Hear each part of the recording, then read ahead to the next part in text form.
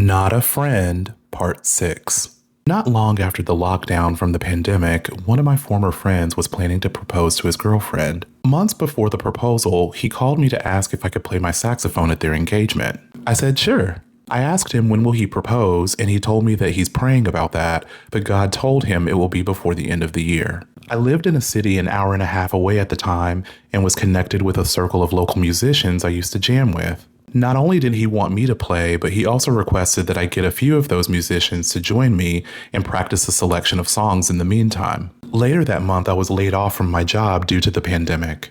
After my severance ran out, I still didn't find sufficient work in the area, so I moved to the same city as him 3 months later to seek more opportunities. The day I moved, he was helping me. After all the boxes were inside, he asked me if I had gotten the musicians together to start practicing those songs, and I said no. Why not? I lost my job and had to move.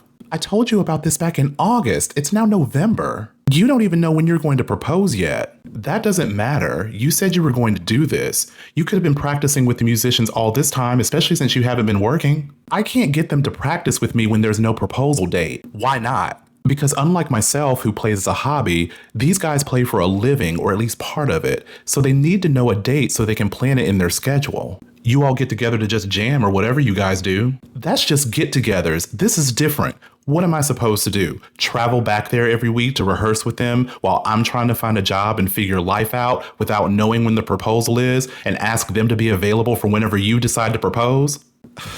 I don't know. Friends are supposed to just do things for each other.